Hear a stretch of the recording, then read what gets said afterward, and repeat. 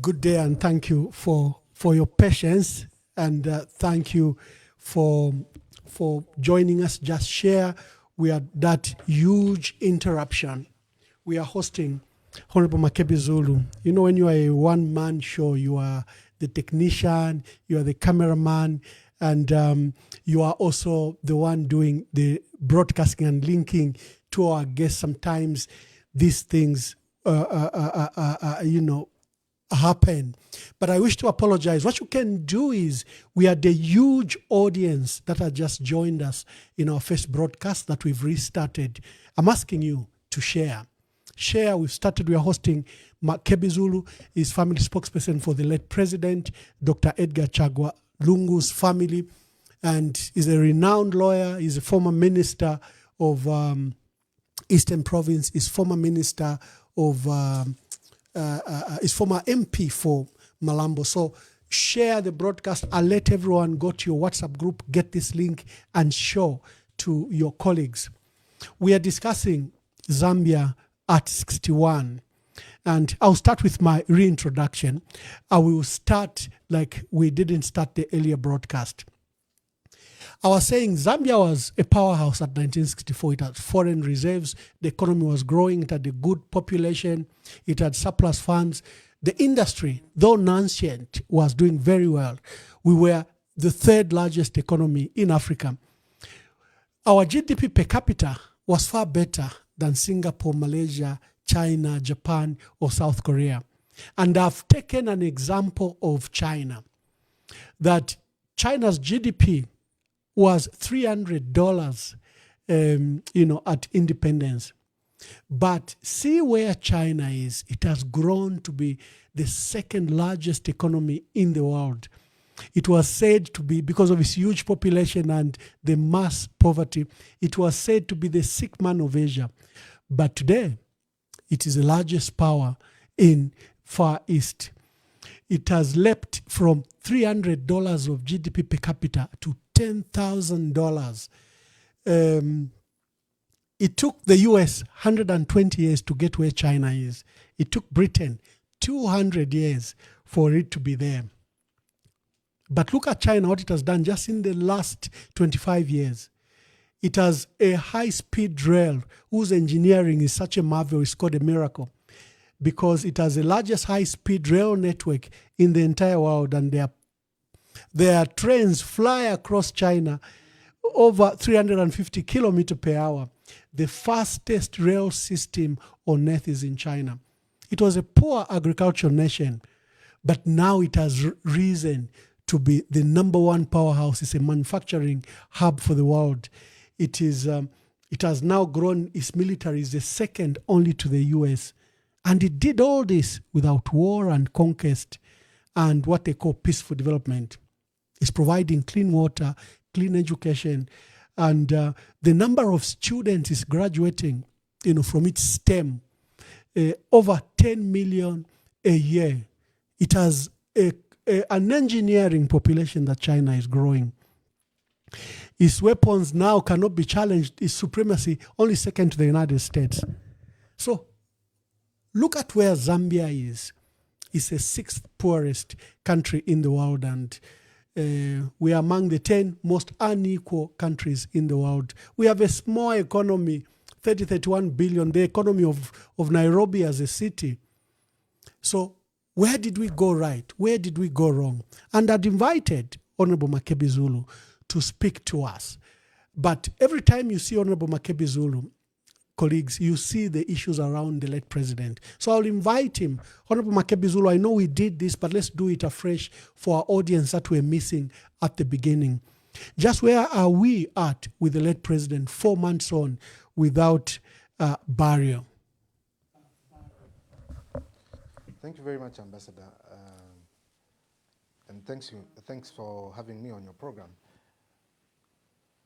I had explained earlier to say that the update is as it was, with a little progress that has been made from the time that we last gave the update.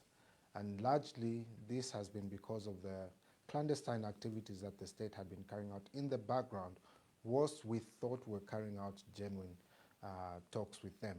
The idea was to try and build, because what had been broken down right from the beginning was trust, in that the family was not able to trust the government.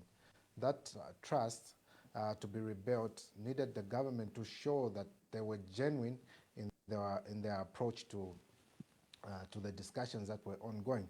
From the time the government took the family to court, we had been engaging in discussions. We had been telling the government to say it's important that we discuss this matter, we come to a conclusion, and we agree on what necessarily has to be done as to what amounts to a dignified send-off. The definition is not necessarily that which the government thinks is the case, but the wishes of the family, the wishes of the deceased ought to be taken into account. And that is what was hoped to be achieved, and that is what is still being hoped to be achieved.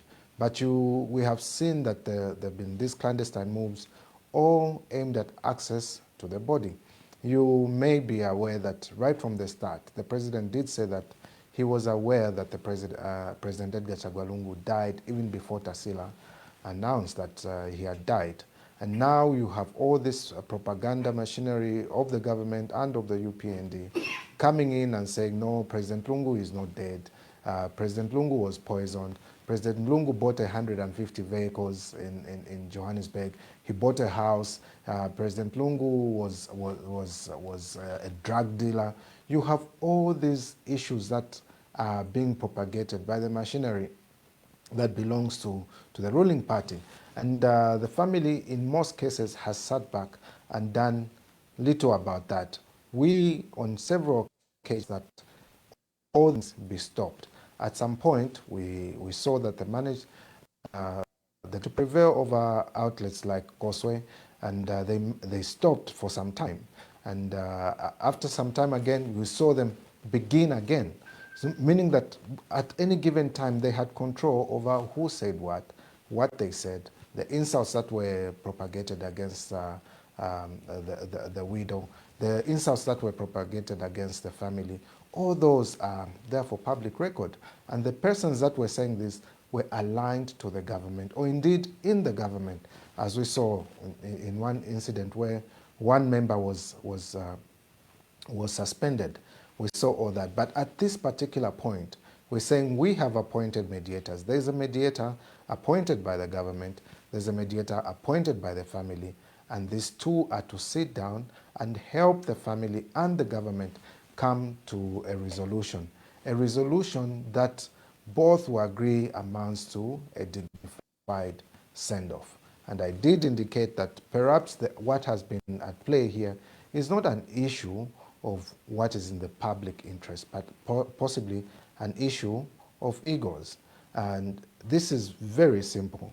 In my view, it is something that can be concluded even in a day, even in a few minutes, if only people are willing to give up their pride and do what is right by the family. And that will in turn be what is right for the public of Zambia. That is what I have to say as regards that. Yeah. You had indicated earlier that, for example, you found out that the people that were protesting had obtained a permit in the name of the Republic of Zambia, the so-called progressive forces. Yes, the progressive forces. Just speak briefly to that before we. Okay. So the progressive forces is this NGO that the government of the Republic of Zambia found friendly to use here in South Africa. And the idea was to give an impression that there was a public outcry that President Edgar Chagwa Lungu be buried in Zambia. I must state that right from the start, the idea of the family was that President Edgar Chagwa Lungu should be buried in Zambia. Until after that botched agreement that was there, when the president went on the screen and said, we cannot go on mourning in perpetuity, this must come to an end, we must return to normalcy, and he said all that he said. So the family said, okay, the government seems to want to have nothing to do with this, and to go and force things in Zambia would not amount to a dignified send-off. So we will have a private one. On the day of burial, you saw how that the government swiftly moved in and said, no, it's in the public interest. We'll bring back the national mourning and all those issues that followed thereafter. But through all this, I think the family has chosen to deal with this matter in a very sober way, whereas the government chose to go in a very combative way, engage progressive forces movement, such that even when they went to court, they needed that aspect to say there's a public outcry. How do they engineer that? There was no Zambian here who was going to go and picket for and on behalf of the government because they knew exactly what was going on. So they had to get this South African movement paid for them to have a conference at Gallagher Center, where, well, at some venue, you may have seen it, where some people purporting to be representing this particular movement spoke out, talking about the desirability to bury this particular foreigner in their country, otherwise the land would be cursed. There was all that talk that was there. This very organization picketed at the Pretoria court, having gotten a permit right there in Pretoria, facilitated by the Zambian government and in the name of the Zambian government for purposes of picketing at the courts. We saw all that happen, but the family chose to be quiet about it and concentrate on what was important, what would amount to a dignified send-off. And that is the same organization that the government is using yet again.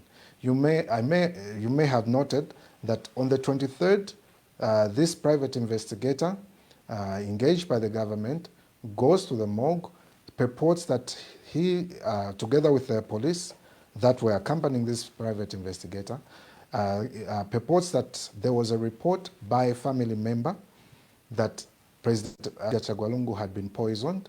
On that particular day, the family was contacted. We spoke to the people at the morgue. Whilst the police and the investigator were present, we said that there's no one from the family that has reported anything of that sort. We have been here the last 4 months. There hasn't been anything of that sort. And we know the circumstances. And these circumstances were made available to the government. All the documentation that related to the death of President Lungu was made available to the government. Thereafter, they refused to speak to the family. They said, we are going to have a meeting with the management of the morgue. They went to the headquarters. The minutes were published. And we did indicate in those minutes who was in attendance, the role that they played, and how that the private investigator said they had been engaged by the government of the Republic of Zambia. We also indicated that we engaged the Secretary to the Cabinet as regards that particular issue. At first declined that government had no role whatsoever, and we pushed to say, okay, if government had no role whatsoever, give us something in writing to give to the morgue. So that whoever comes, we tell them, there's no one that has reported this matter. There's actually no docket of case whatsoever. That's on the 23rd, when things happened, that's the 23rd of September rather. And they said they were going to return. The time they were having the meeting with the management of the morgue, they said, this person, we have gotten reports from social media that there are allegations of him having been poisoned. Now he changed from a family member, moves to social media. At that particular time, we're not aware of any reports. On the 29th of September, we see this organization that protested at the Pretoria court come back now and hand in a report to the police to say, we suspect that this person was poisoned, and the allegations that he was poisoned, and we want to clear the name of South Africa. That is what was, but there's no complaint for and on behalf of the government of South Africa. There hasn't been any complaint whatsoever. So we see that all these moves being orchestrated by the government were intended to frustrate this particular process. We can only speculate as to what the benefit is, but it all goes down to erode the trust that the family was hoping to build in the government. So that is that. I wouldn't want us to spend so much time on this particular issue. Safe to say that we need to be humane in our approach to things now that we are commemorating our independence. We need to reflect on why we got this independence, how we ought to treat each other, what is Ubuntu in this particular context as we deal with each other in government, whether one is holding a position or is not holding a position. The rich and the poor, how we treat each other is very important. Ambassador, I would spend a whole lot of time discussing this matter, but Yeah, I think thank you. the public Thank you, has Honorable been Makebi Zulu. up to speed on what's happening. Yeah. Today we'll not dwell much because we want to reflect on Zambia. But one of the key issues your political opponents, the political opponents of the PF, have accused the PF and sometimes even to you, the spokesperson, is that we are using this matter for politics. What do you say to that before we move on to the reason we are here? Who took the matter to court? That's the issue. If the family had not been taken to court, we wouldn't be where we are. So what politics are being played? The facts leading to the impasse were known. The mistrust that was built is known. The ones that are on the wrong side are known. It has never been the family. It is not the family. It will never be the family. Let us, in the same manner that the president said, let's pray for the family, I would say, let's pray for the government, for reason to prevail over ego. And we will resolve this matter in the nick of time. Oh, wonderful, wonderful. Honorable Makebi Zulu, to our dear viewers, we are apologizing once again that we had that disruption because we didn't have, on many channels, we didn't have volume. We only had volume on this channel. So please share. We had accumulated a large number of viewers, and just alert them that this broadcast is live now, and share and share and share. For those that wish to delve into the life of Honorable Makebi Zulu, have had an opportunity. I profiled him in my previous program called The Conversation Podcast. And you can find all his full details, where he was born, where he went to school, how he became a lawyer that he is, and his illustrious career. Today, we are reflecting on Zambia, at 61. Honorable Makebi Zulu, what are your reflections on this momentous day today? Waking up today, I really thought, where are we, and where are we coming from? And we should all be students of history to realize where we come from as a country before the Zambia that we know today became Zambia, what exactly had happened. And we see the thread in all this is a fight for equality, a fight to enjoy freedoms, for the fight for equal opportunities. That has been a thread that has been running through. equal opportunities, because in the colonial times, Africans, or indeed Rhodesians at that particular time, did not have equal access as the Europeans did have at that particular time. They were treated as second-class citizens, and there were orders in council that were being promulgated for purposes of subjugating the natives or the local population, until you saw 1964, where there was a negotiated settlement for us to gain our independence. And we chose the 24th of October as a day when we would commemorate our independence. Not necessarily because it's a day that Zambia got its independence. It was picked because it's also the United Nations Day.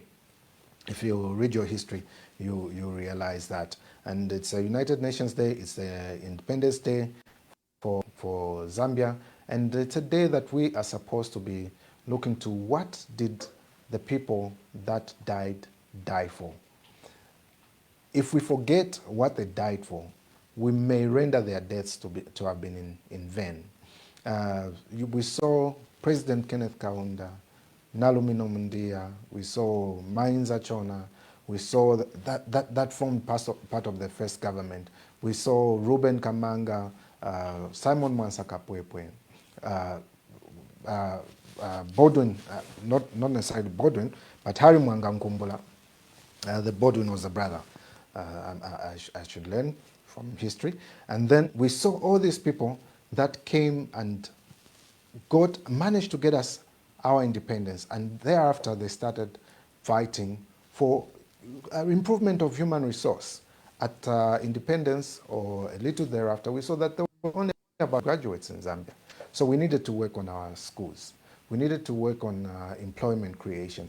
We needed to build capacity to be able to determine our own course. We needed to build institutions of governance that were proper. That's the time you saw that we had to bring in expatriates from different places to run our institutions of governance. You saw how that the judiciary was replete or was full of foreigners that are coming in for purposes of setting up their structures. We saw how that we had Secretary to Cabinet being a foreigner, or indeed people running big institutions of governance coming from other countries to help us build that human resource. And of course, that is what went on during that particular period. And you may have known that in this particular period, it was a multi-party democracy from independence until about 1972, when it was decided that Zambia should be a one-party state. A student of history would wonder, why was it decided that it should be a one-party state? Always the reason is seemingly attractive. At that particular time, you may have noted that there were these tribal issues that were going on within government, political parties that only reflected a particular region, or the membership belonged to a particular region. We had regional parties that somewhat may have made it difficult for purposes of governing. And it was decided to say, listen, we have just gained our independence. We need to ensure that we concentrate on developing our country, and we concentrate on building one Zambia, one nation, that particular slogan, where people would be sent, if you come from Eastern Province, you'll be sent to go and work in Western Province. As a single person working in Province, you'll possibly fall in love, marry someone from Western Province, have children, and dilute this issue of identities only relating to particular regions. And you had that particular movement. Even as members of parliament, you saw how that you did not necessarily need to go to your village to become an MP there. A person from a different place could become an MP in a different location altogether. And that was meant for cohesion. But upon passing legislation in 1972 for a one-party state, to only allow for one party, in 1973, they made sure that that went into the constitution. And UNIP then was being recognized as the government. Hence that saying to say the government, the party and its government, PIG for an acronym. And that is what had happening at that particular time.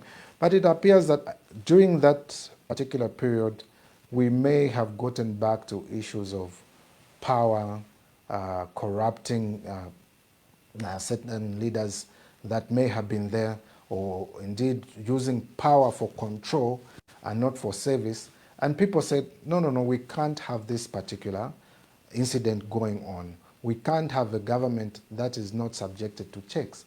And people started crying for multipartism to come back, because the atrocities that were being carried out then, there was no one to put a check on the government. There was no one to say what you're doing is wrong. Those that did so sometimes would be punished for doing so. We had laws being promulgated to stop people from saying certain things that were seemingly against the president, against the government, because that was going to keep the cohesion.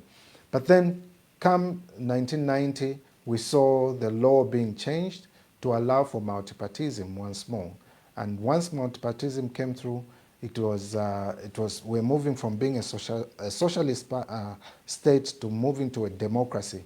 And now we saw the democratization of Zambia, and that is when the good President Chiluba, took over, and you had the privilege to serve in his office as his press aide.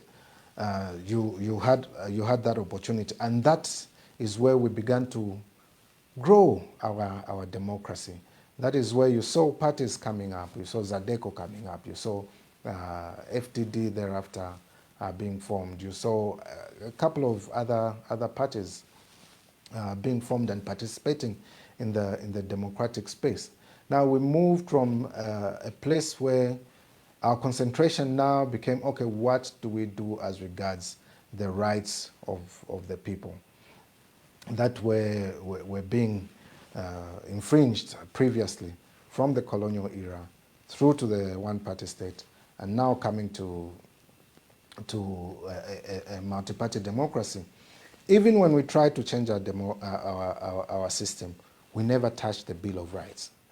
We never touched the Bill of Rights because of the requirements that were needed to be able to amend it. Because at that particular time, obviously, we have the rights that are currently reflecting in our Constitution not having been changed over time. And there's still that cry to say, how do we democratize? So that was the main part as regards the first part of the 1990s, introduction of multipartism.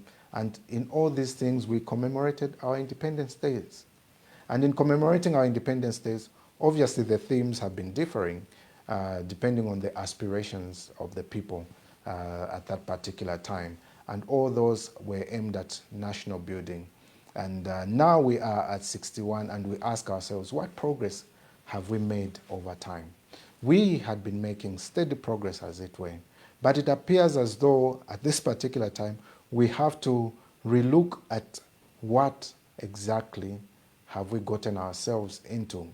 Because the very laws that were never changed, that were used to subjugate the population, or indeed the Zambians, are the very laws that have been resurrected now. Perhaps it's because we may have slept. There's this seditious practices, which at some point, was a matter that was almost always in court, that was pre-independence, and during the time we had that one-party state, we had this offense of seditious practices coming up. And the next time we have heard of it is now, during this particular 4 years of the UPND. That has been resurrected, used to stifle dissent, used to ensure that every person keeps quiet. As if that was not enough, we have the so-called cyber laws, which gives the state unfettered powers to even be able to snoop in our phones, to snoop into everything that we have. Even an attempt to ensure that even the very CCTV that you put at your house has to be regulated by the state. What you put for your own security has to be regulated by the state, as if to say they also want to have access to what you see. Now, there's all this thinning of the rights of individuals that has been going on. And now we're saying, okay, how did we get here? Why is it that every time there's a change of government, there are aspirations of those that are in government are to work to fortify their stay in government? Is that what we want going forward? Why are we using power for control and not service? Those are discussions and conversations that are on the table right now. And any noble person, any person that is going to have the interest of the nation at hand will know that power should be used for service. The reason we have a constitution that gives various institutions of governance power to do what they do is for purposes of allowing them to serve the people of Zambia. But alas, this time around, that is not the case. We have gone back to a period of nation. In a very, very long period. As a matter of fact, this is the only time where, the only period within 4 years where you've seen the most judges being removed from their offices. This is a time when you've seen the most MPs lose their seats by reason of matters in court. This is a time when you've seen the most politicians going to court, being taken to court, being dragged to court. And most of them is simply for what they said. There's a saying, a quote from Abraham Lincoln, who said that, "I may not agree with what you say, but I will protect to the death your right to say it." We ought to be living that. We ought to protect the right of people to have a thought and to be able to express that thought. Now we're being stopped from thinking. Not only thinking, we're also being stopped from expressing that thought that you may have by this offense called seditious practices, or indeed using the cyber laws to gag people, using the cyber laws to infringe on people's privacy. That is what is going on now. And that is the democracy that we have to fight. What have we seen? We've also seen institutions of governance being compromised. Now, when we talk about institutions of governance, you cannot talk about improvement of the economy if your institutions of governance are weak. You can't talk about investment in a country if your institutions of governance are weak. Now, what do I mean by this? If I'm going to invest in Zambia, I must know that their dispute resolution system is something that I can rely on, meaning that I'll look at the judiciary. How is the judiciary run? Is there interference in the manner the judiciary is conducting their matters? Are they independent?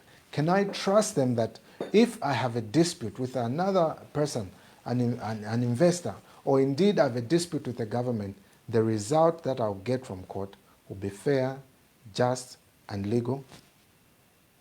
For that question, any Zambian, any person who lives in Zambia would give you an answer as to what exactly is happening right now.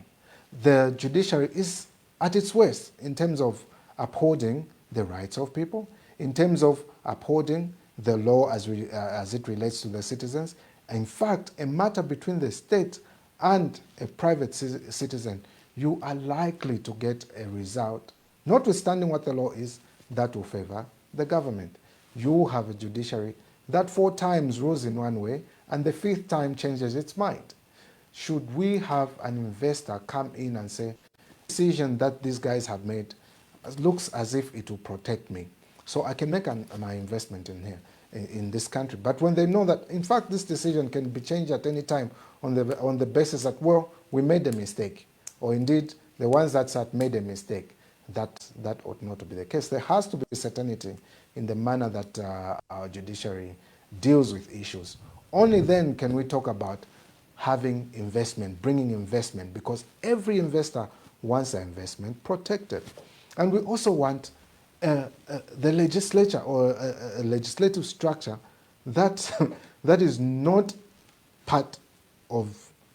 necessarily part of the executive, that is independent, that furthers the interests of the people and not the governing authority.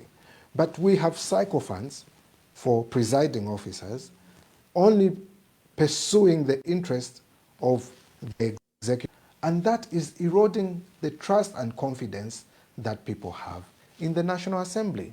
You have members of parliament who are being gagged, every now and then being gagged from expressing themselves. That place called the place where people ought to speak and ought to speak freely. But our members of parliament are not free at all. Now, if a member of parliament is not going to be free, in the precincts where they say you should be free, and you have a member of parliament being sentenced to a jail term for something they said within the precincts of parliament, when the law protects free speech, especially within the precincts of parliament, because people have to be given the right, can only enact laws based on what people say should be the law, based on what people say they want to be governed. And that is why the Constitution says all that power which is not given to any institution belongs to the people, and they can exercise it themselves or through their members of parliament or their representatives. That is ordinarily what we'd expect. But what is the state of our National Assembly? You see a National Assembly that defies court orders. We have Bill 7 at hand, where the Speaker even goes to render a ruling defying the judgment of the court and only bows down to pressure. And now, for the very first time, we are seeing the government trying to change the orders. See, every time you withdraw a bill from the National Assembly, you can't bring it back within a period of 6 months. You can't. You can't bring it back. Yeah. But in this particular Thank case, you. there are attempts. Let me just intervene there. We are going to elections just in the next few months. Nominations, I think, is in May, 3 months before elections. But the state of the Electoral Commission of Zambia is of worry. Its composition, both at management and at commission level, is of key worry. And then the president has started a process of a technical committee to amend the constitution. He has appointed a technical committee without legislative support, and it looks like it's outside the law because they don't seem to have used Inquiries Act.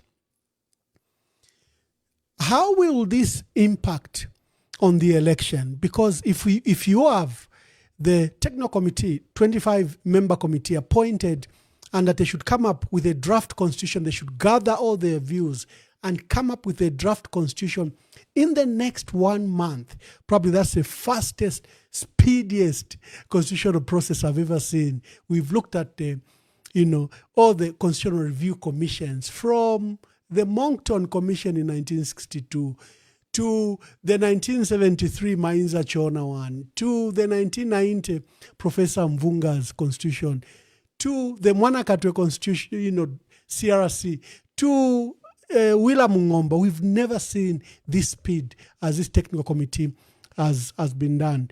You were privileged to, under the Patriotic Front, there was an issue of Bill 10, which received mass condemnation, like Bill 7 has received mass condemnation. But there you seem to have done some basic things, such as providing for a legal framework and a credible consultative process. This one doesn't have anything. Citizens are despairing. What shall we do? Clearly, the president is on a path to amend the constitution, whatever we say. Maybe speak to the issues of the technical committee and its legality or legitimacy, and the 1 month they've been given to come up with a draft constitution, and they've been restricted to Bill 7. See, the whole problem starts with this issue of exercising a power that an organization does not have. The Electoral Commission of Zambia has no power whatsoever to suggest or to set up a commission from within itself for purposes of seeing how they can amend the law that regulates them. They have no power to do that. It started from there. They went on a frolic of their own, looking at how best they can change the regulations that regulate how they conduct themselves. That's where it started from. And they submit this to the president. Now, when they submit this to the president, everything you see circles around the election. Bill 7 itself circles around the election. And what is the essence of dealing with an election? Previously, this is a government that said, we will not change this constitution. These provisions in Bill 10, as we argued, they said everything is already provided for. We can go ahead and deal with this issue. There was an issue of nominations. One can challenge a nomination after filing in, or indeed challenge an election after the vote. So we had argued in Bill 10 to say, let's restrict this issue of petitioning to one position, and that is a petition after the voting has taken place, because the election process is a continuous process. So in an interview with Costa, the current president refused and said everything is okay, everything's fine. After the introduction of Bill 7, he went back, swallowed his vomit and said, it is actually not okay, it should be amended. Now, this is something that was already said no to by the Zambian people, using a system that had been properly legislated. We had the forum that was set up by the National Assembly with legal backing set for it. Now we have this Bill 7 brought to the National Assembly. There's a public outcry. This is not the law that we want. It is withdrawn. The court renders a ruling to say, do not proceed with Bill 7 because it was not consultative and thus it is unconstitutional. It breaches the Constitution. Now they bring this document, which the court has already declared unconstitutional. They reintroduced it in the National Assembly. There was yet another public outcry. There was a move to cite for contempt those that were proceeding to introduce it in the National Assembly because there was a standing order or a standing judgment of the court saying this is unconstitutional. Now, no matter how much you turn the pages of a document that has been declared unconstitutional, that doesn't make it any more constitutional. Again, there was a public outcry, and now the president has decided to say, okay, we withdraw it, it's withdrawn, and in no time, he appoints a commission, or this committee that has now been appointed. Now, you must know that when you appoint a committee, you have to do it pursuant to a law. Now, he purports to create this committee in accordance with the Constitution as an executive appointment. Whereas noted that all committees have been appointed pursuant to the Inquiries Act, and their terms of reference have been promulgated and provided for, and to be carried out in accordance with the Inquiries Act. Now, he appoints this particular committee pursuant to the Constitution, and I would argue that that does not fall within what can be defined as executive appointments. This committee has been appointed to carry out particular tasks.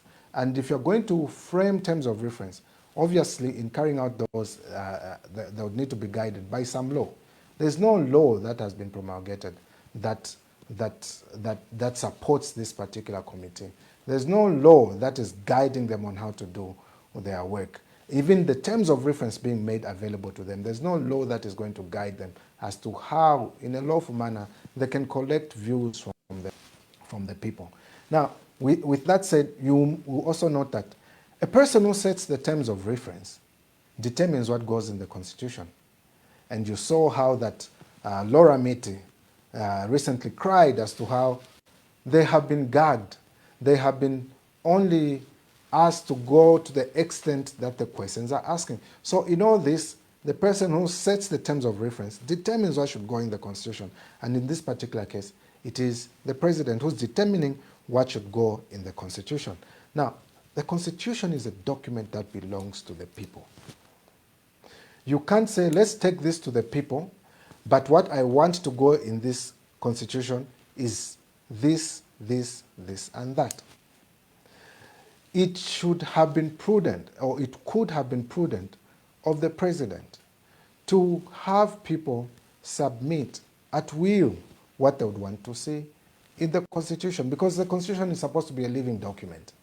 You can change it from time to time to meet the aspirations of the people at that particular time. It is not a document to meet the aspirations of those that are governing. It is a document that the people agree to say, we want to be ruled in this manner. And for purposes of achieving these particular goals that we aspire to, these institutions will have this kind of powers. The president will have this kind of power.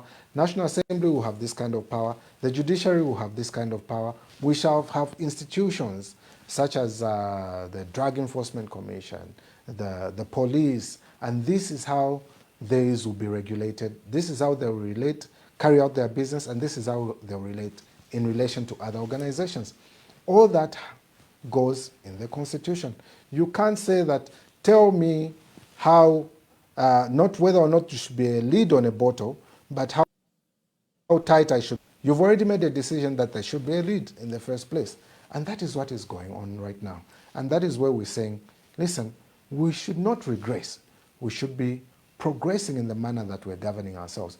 Because these institutions of governance that we're trying to create that only serve purpose, the aspirations of individuals are not supposed to do so. They are supposed to serve the interests of the people. And it is these institutions of governance that guarantee whether a country is going to prosper. They will determine whether a country is going to prosper or not. They will determine whether a country is going to be attractive for investment or not. They will determine whether people are going to be free enough to express themselves to the extent of bringing ideas that may bring development to the country. So for as long as we have institutions of governance that only serve the whims and caprices of individuals, we will not progress. You can't have investigative institutions where you determine who should be arrested and who shouldn't.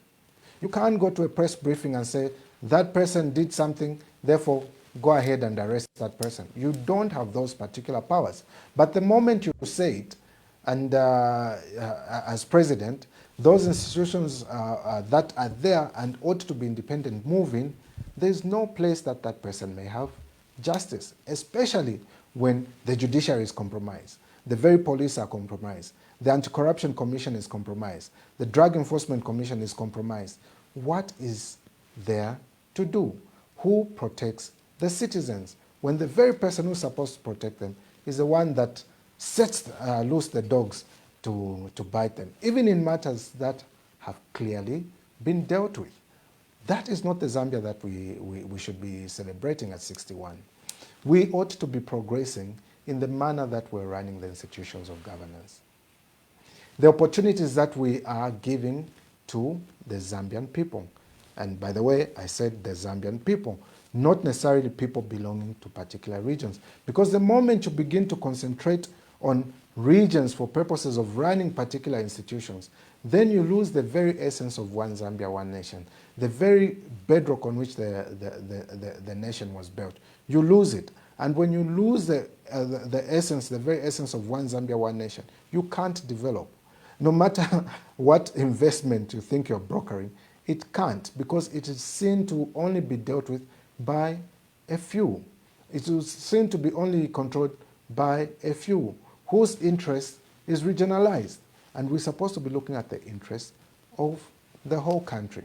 That is what we ought to be looking at. Once we set our institutions of governance in order, then we can have discussions as regards investments, discussions as regards infrastructure development, because then you will not be selecting where you're going to put that infrastructure. Everything will have been in order, and you'll be looking at areas of need, not areas of origin for purposes of developing. So we need to move and begin to deal with areas of need, not areas of origin, as a move or as a drive towards development. That has seems to be the problem that we have to deal with this time around. That seems to be the new bondage or the new colonization that we have to deal with right now. How do we free the institutions of governance for purposes of distributing the wealth of the country evenly and equitably, or indeed equally where need be? That is where we are. And that is the independence that every Zambian is calling for. How do we have freedom to express ourselves, either in thought, in acts that are going to benefit the country? And you can't do that by stifling thought or indeed speech. You can't do that by regionalizing development to only favor particular areas. You can't do that by only availing opportunities to a section of society or those that seem to pander to what we want. We can't do that, and we shouldn't be headed in that direction. So the first thing that we ought to do right now is make the institutions of governance independent from the whims and caprices of individuals. Then we can talk about real development going down to the people. Wonderful.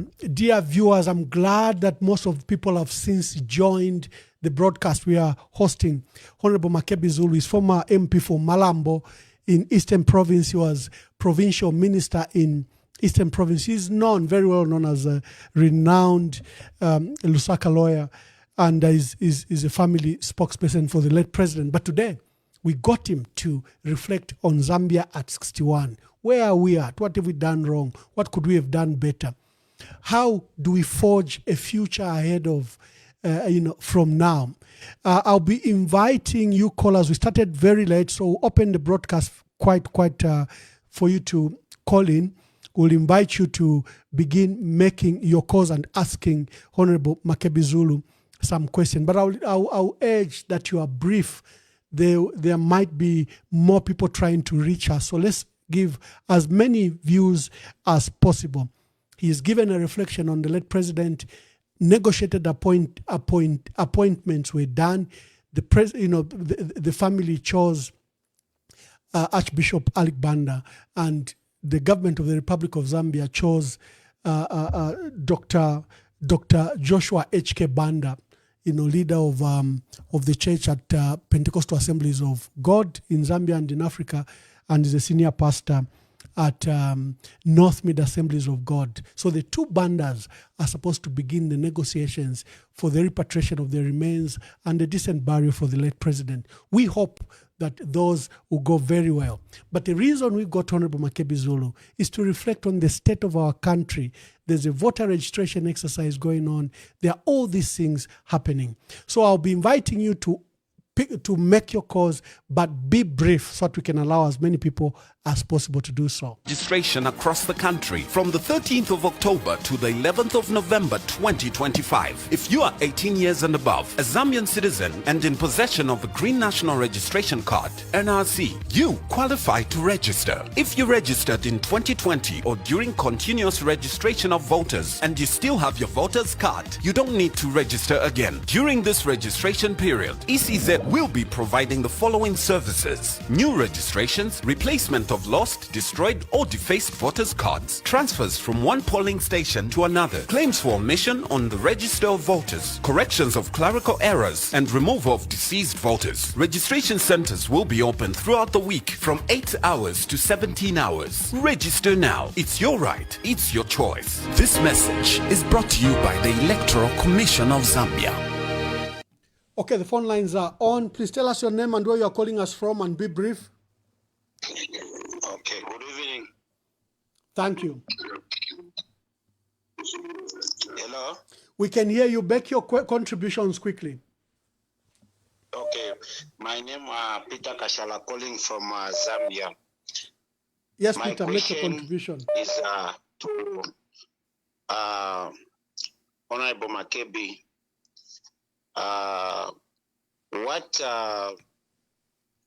What difference do you have with the Zambian people? Because we've got a shortage of leadership here in Zambia. What qualities do you have as a president if we say we want you as a president here? Okay, thank you very much, Kashala. Kashala says, what qualities do you bring to the table? There seems to be a shortage of leaders. Hello, caller, please tell us your name. Ambassador. Good evening. Good evening, Ambassador. Good evening. Honorable Makebi Zulu, good evening. He can hear you, thank you. Okay, you are speaking to Madam Ngoma, calling you here in Lusaka. Honorable Makebi Zulu, my take is you have to contest as a presidential candidate. You are the only person who is going to remove us from this miserable we are facing right now as Zambians. As you are articulating issues, we are happy and very attentively listening to what you are talking about. You have to stand, you have to contest. We rely on you, Makebi Zulu. Me, I said as Madam Ngoma, you have to stand. I thank you, Honorable. I thank you, Ambassador Mwamba. Let Makebi Zulu contest the presidential race. As we depend on him, is our own Moses who's going to remove us on this shame. Thank you and good night. Thank you. Hello, caller. Please tell us your name and where you're calling us from. Good evening, Ambassador. Oh, just hold on. Let me. You seem to be connected to my. Just a minute. Good evening, Ambassador. Good evening. Just a minute. Just a minute, please. Just a minute.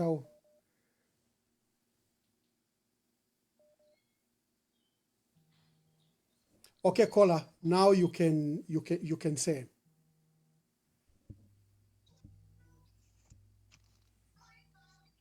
Hello, caller. Hello, caller. Hello, Ambassador. Good evening. Good evening. Okay, this is Mlenga calling from England. Yes, Mlenga. Make your contributions quickly. We have just seen flyers and posters flying of Honorable Makebi Zulu contesting as president on the PF ticket and subsequent on the PF ticket on the coming elections. We just want to get quiet on that one, because that's what I've been waiting to see, but I haven't heard him talk about it.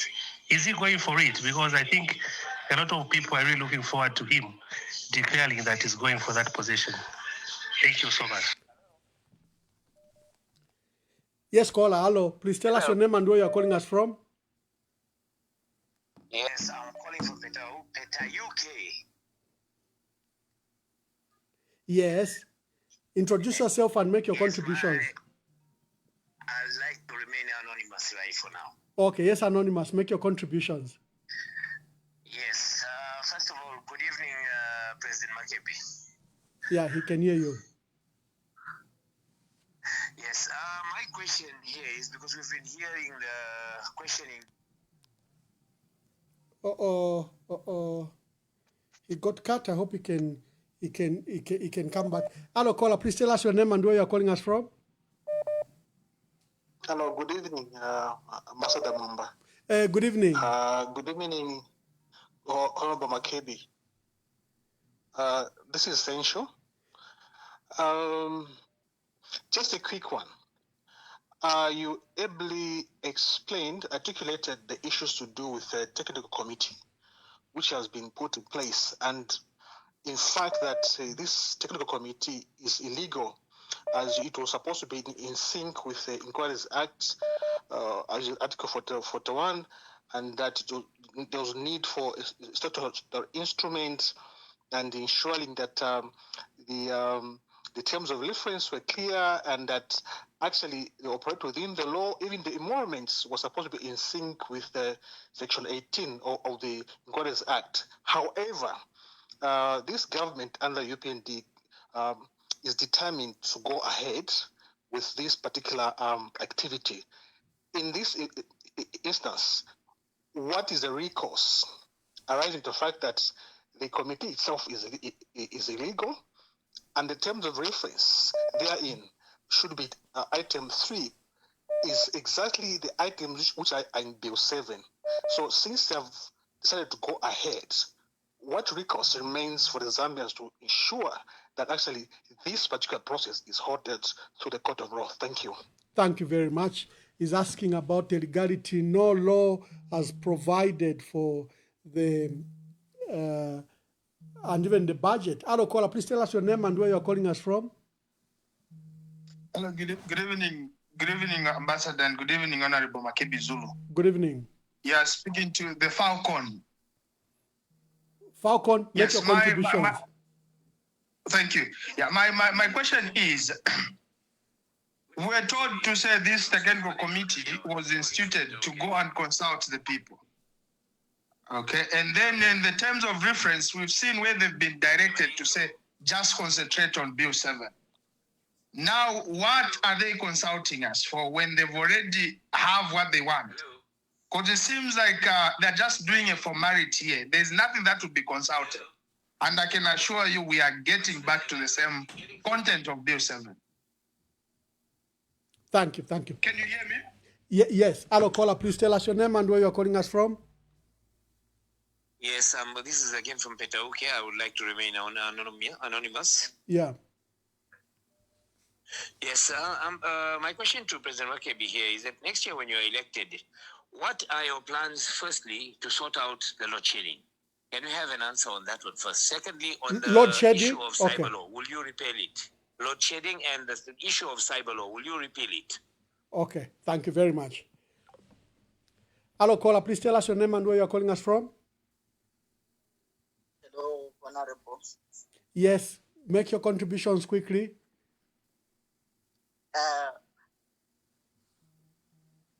My question is to President Makebi Zulu. If he wants to stand and with the impasse that is going on, when do we expect to see him in the country and so that he can start the campaign full throttle? Thank you. Thank you. Thank you. Hello, caller. Please tell us your name and where you're calling us from. Yeah, Ambassador, good evening. Evening, Honorable Makebi Zulu. I think Zico so far is on the mess. I'll try to be brief as much as I can, but I feel that Makebi and your team should move ahead and unite the country for betterment of this country, Zambia. What Wamdala HH is doing is he has already positioned himself not wanting to leave the country or to give power once he loses an election.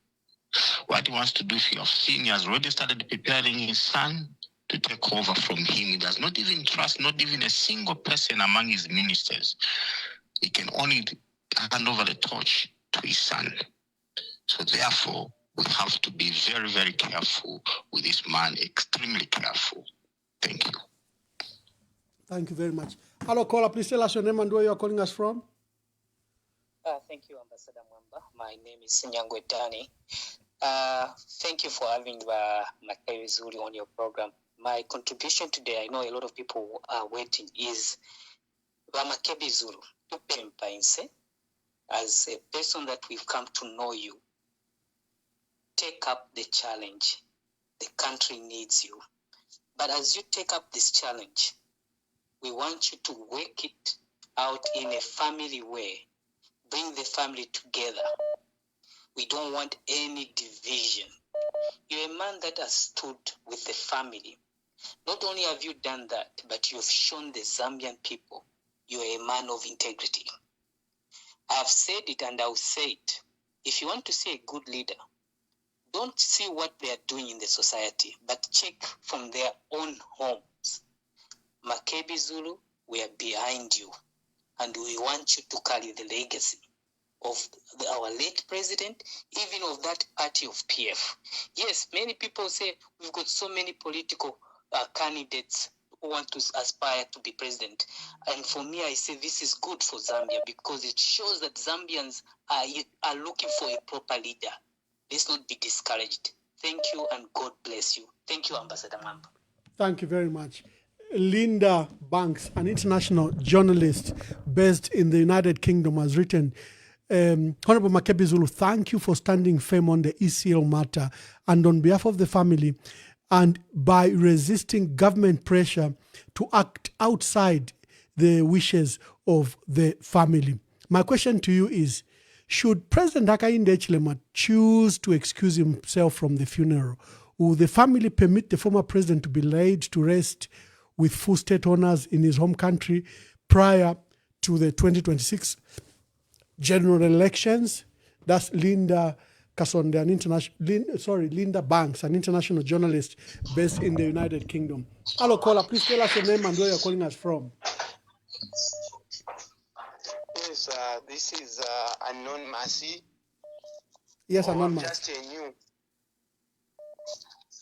Honorable, thank you so much, Honorable Makebi Zulu, for coming in to stand as a president. Otherwise, my question is, if PF didn't adopt you, are you late to stand in or to support a person who is going to stand as a president? And then, are you also ready to face the challenges like the way it is happening right now, the way they are blocking the constitution, like the constitution? Are you ready to stand for the people of Zambia and defend the constitution?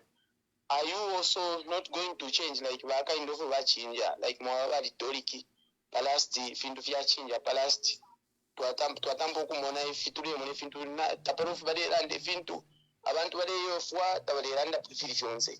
Are you ready as a president to defend the people of Zambia? Not to be rhetoric like Fiture Mona.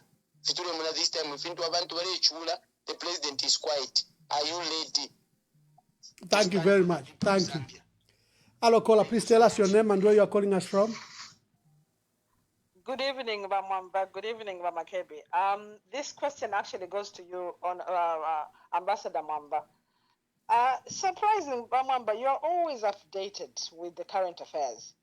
And from the prologue, we can tell that majority people are very excited to hear you asking Ramakebi whether what we are reading in the news is actually correct in the social media.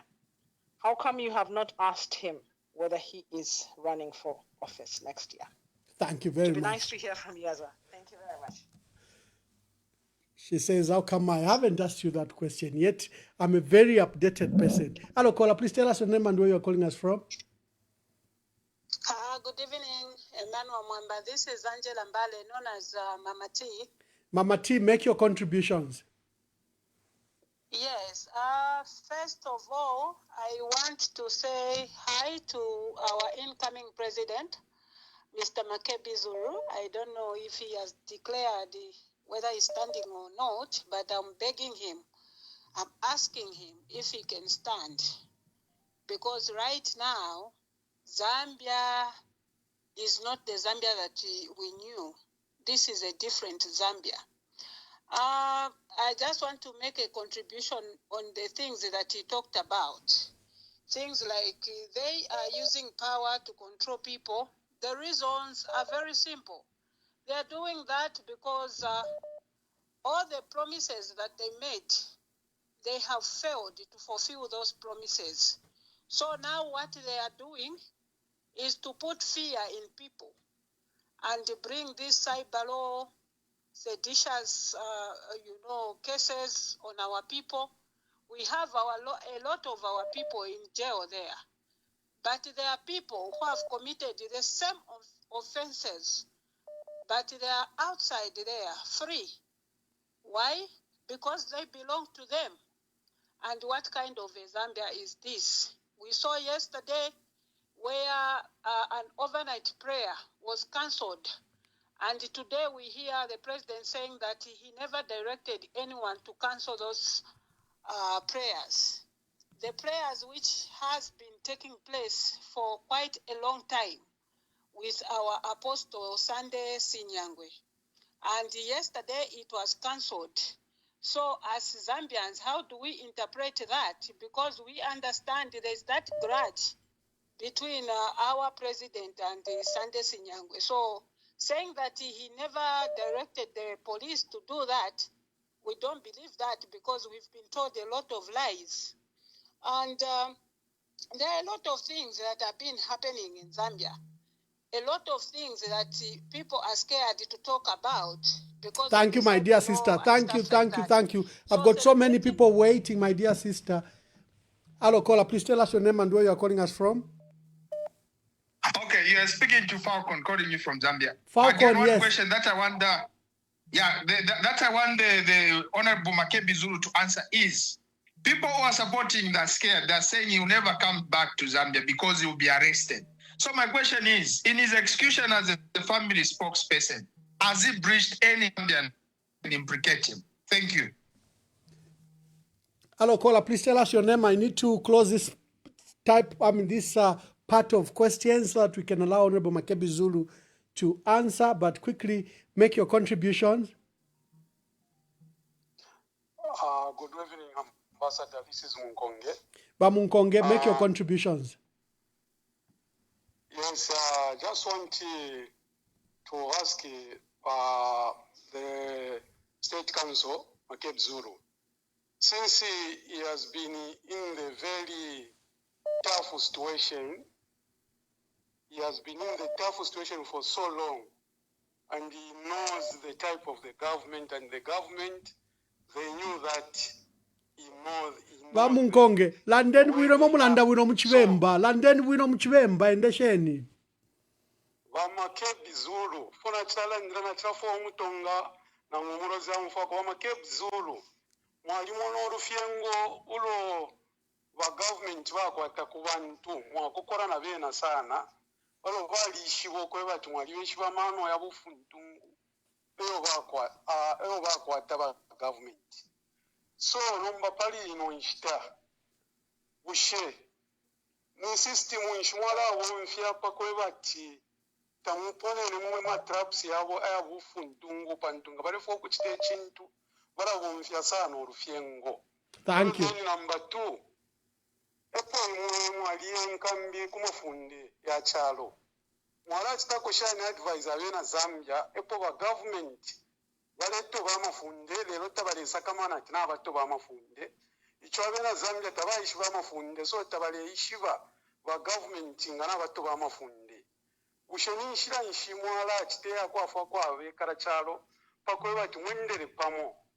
Pantoro bato befundi abantu bena bale chimona fyo ko bachiri bwino. Oro last advice, since mulesa mukuturubula pali ino nshita kubantu abale mishita introduce pama platform mure bapera kwa guidance ilo mwalande fintu na bero bafuire balanda tabafuire bale mirandirako ilo tamula alanda because apanomba ni serious business mwaingiramo mwalishi baba abantu pama platform opo bayisura. So tatuefo ali enu byaonaika apa burumulandu pantu ibakanye mukona ora mashina. So ama pages yale chita promote imwe mutu mubasta ku advise belalanda fe ilo tamulalanda. Okay, thank you. I think Mwaumfwika. Honorable Makebi Zulu, just quickly answer all those and I get a second set of questions. Please, let's start with all those questions. There's someone who said, Emmanuel, you are very informed. Someone calling from London. And how come you didn't ask Honorable Makebi Zulu if he's standing? Well, I brought him here to reflect on the Zambia's 61st independence anniversary. And I'm yet to see his official statement, whether he's standing, but he can use this opportunity to discuss this matter.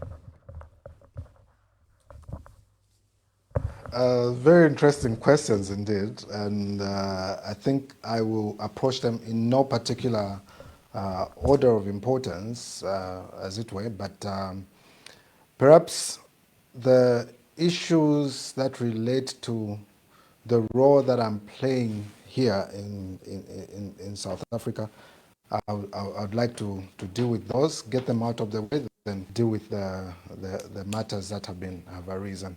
Linda Banks asks a very important question, and that is, should HH recuse himself from this process? Would the family be willing to bury in Zambia? That has been the position. If today the president said, I will not be in attendance, I will hand over to the vice president and we will give him his full honors. And tomorrow, we start off to come to Zambia. It is that simple. It is that simple. And that's why we're saying, let us pray for the government so that reason prevails over self or indeed over ego. to indeed respect the wishes of the family and do away with this whole thing. Because just this niggling issue is the one that has led to all this propaganda, all this false news that has been propagated against the family. And it ought not to be that way. We have to respect the widow. We have to respect the family. And there's a question that was asked by Falcon that there are threats that I will be arrested if I return to Zambia. There is no offense that has been committed either by myself or any member of the family that is worth any person being arrested for. As a matter of fact, even assuming that there was, it is only prudent to go back home and face those challenges that are there. And no one is afraid to face challenges. If we have breached the law, let us deal with the law as it is. No one is afraid.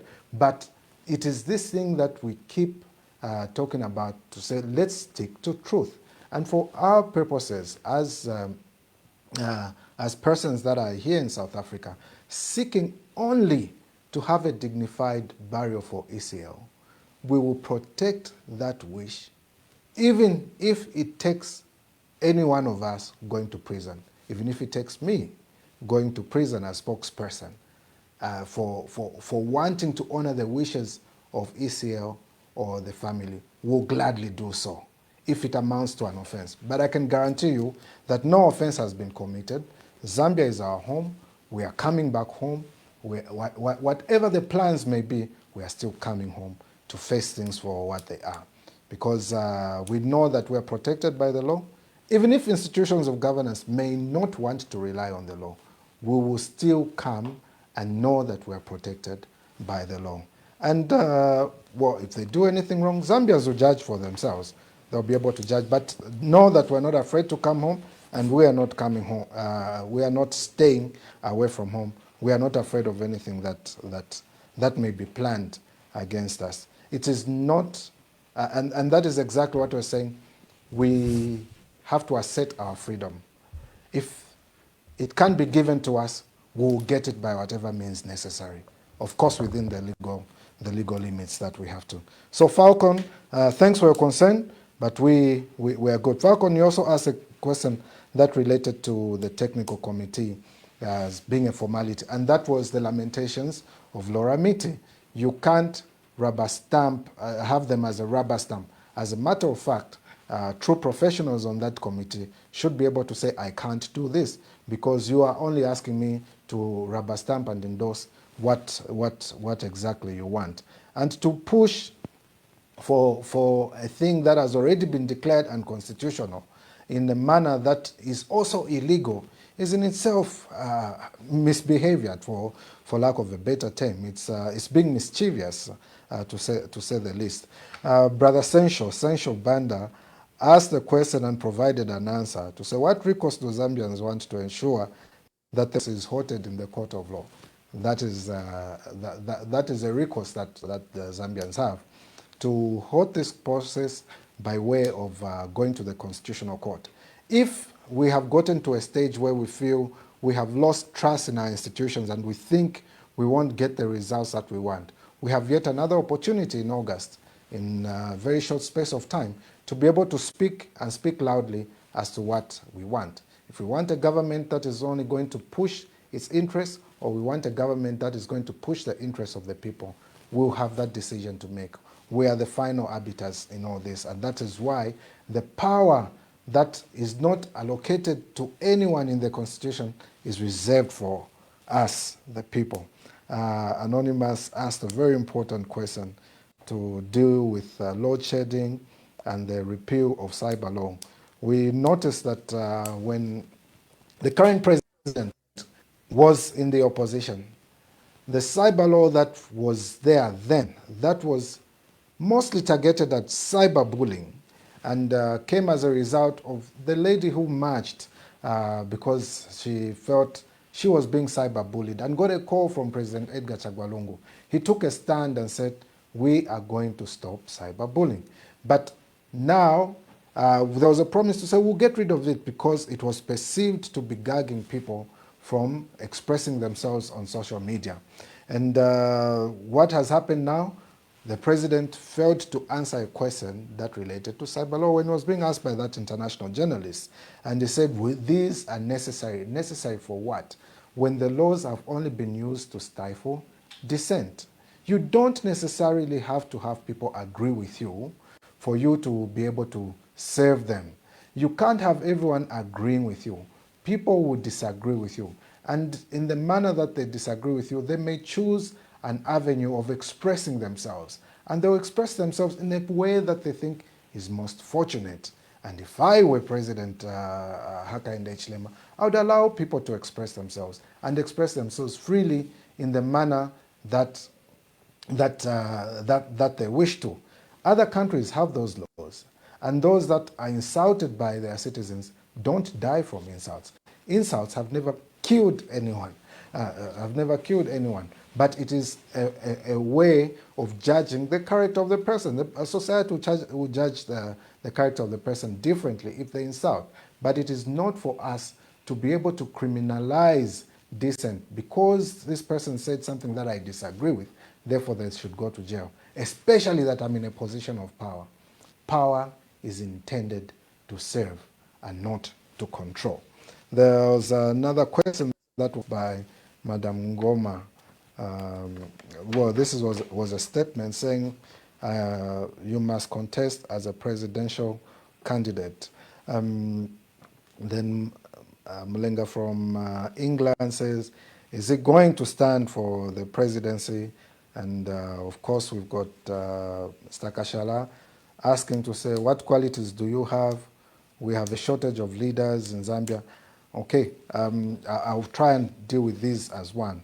There's no shortage of leaders in Zambia. What has been is a proliferation of bad leaders. Not just a proliferation of bad leaders.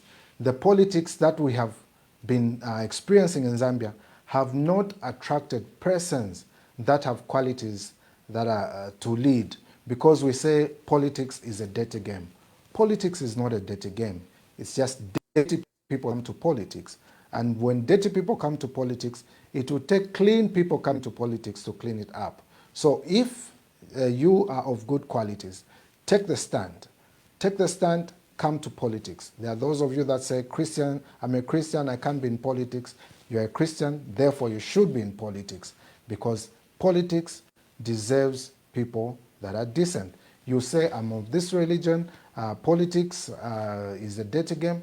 You have a responsibility to save your country and go and take up that particular position and save the country. And Mr. Kashala in Bemba say, so you are able to tell, or you should be able to see who a good leader is. And of course, there are these calls. I've noticed quite a number of calls are bordering on whether or not I'm going to contest the elections. As a matter of fact, it is not an I factor, a we factor. What are we saying? And I'm heeding, I'm listening and hoping to heed to the cause of every Zambian that is there, carrying out consultations, as it were. And it's for that reason that you may have seen from my posting that we said we're going to carry out consultations and talk to different people as regards this very mammoth task, this very solemn duty that each one of us has to take seriously. It is not a matter that one just wakes up and says, I should do this. But the cause so far are seeming very irresistible, but it is something that we have to take solemnly. It is something that one has to take dedicated to prayer. And in all this, we know that there's light at the end of the tunnel. And this light, only God makes it available. And we are in that position where there is this call to duty. And to not heed to this call to duty is to disappoint the people of Zambia. Is not to heed to this call to duty, is maybe not being able to listen to the voice of God. And the voice of the people is the voice of God. And at an opportune time, we will definitely make this known. But as I have stated, it is not an I factor, it is a we factor. It is something that we all have to sit and decide. And with the call Thank you, Honorable Makebi Zulu. Before my callers become highly impatient, they are calling and calling and calling. I guess they have a lot of questions for you. And I hope that the clarification you've so far given has helped. Callers, I'm going to take the next segment, of course. Please call and make your contribution. And I'm glad that we are all back. Remember, after the earlier disruptions, I feared that we had lost the audience. But looking at the numbers, we are very, very good. Thank you for coming back and thank you for following this broadcast. Let's make your calls and let's hear from you. Hello, caller. Please tell us your name and where you're calling us from. Good evening, Emmanuel. Yeah, good evening. Just call me Food Soldier. Food Soldier, make your contribution. Okay, thank you very good. I've got just one or two questions for Honorable Makebi Zulu. Thank you. Yes, one. If elected in 2026, what measures is he going to put in place to make sure that there is a sanity in the judicial and the other faculties of the government, which is a disaster as for now? Then the other question, is Makebi Zulu a Christian, or what religious organization does he belong to? Because we don't want, when we elect a president with a questionable religious backgrounds. Then the other question, when elected into office by 2026, next year, what strategies is he going to put in place to make sure that as a country we are united? Thank you very much. Hello, caller. Please tell us your name and where you are calling us from. Good evening, Ambassador, and good evening, Honorable Makebi Zulu. I know he's listening. The question I have, first and foremost, I want to say thank you very much for giving us the information, especially on the late President Edgar Chagwalungu, our father. We are still waiting and we are still hoping that one day we'll be able to bury him here in Zambia. Like you have said, that it's only just 5 minutes. If President Hakainde Hichilema, he can excuse himself. That would be brilliant. I hope the president, since he's also watching, you'll be able to make a decision by tomorrow so that we bury this issue of our late president who tirelessly worked for this country for 7 years. He deserved to be given dignity burial. Now, my question is that Honorable Makebi will be able maybe to help us. I have seen that many Zambians are being arrested for the issue where the president said that when you defame the president, that issue has been removed, that defamatory remarks of the president, you cannot be arrested, but we have seen people are being arrested. So how can you advise as a constitutional lawyer? Then two, people are calling for you, Honorable Makebi Zulu, that you come and help for this country. I have seen what is happening in the social media. I know you have clarified, but people, they want to hear now. And when I was interacting with some of my friends, they were saying, I hope today we are going to hear what Honorable Makebi Zulu is going to say. So at least maybe you say something again so that Zambians, because they are following, at the moment they are on 56.6 viewers, meaning you've got a huge following on this platform. I think Mamwamba will agree with me. This is, I think, one of the huge following which we have seen. So Zambians are impatient, are waiting, and time is running out. Then two, the last question is that we have a lot of people who have shown interest in PF, and there are 9 those who had paid my 200 PIN. How are you going to, if you make a decision, you say that you want to stand, how are you going to manage? Are you going also to pay the 200 PIN, or what will happen? I want to hear from you. Thank you very much. Thank you very much. Yes, caller, please tell us your name and where you are calling us from.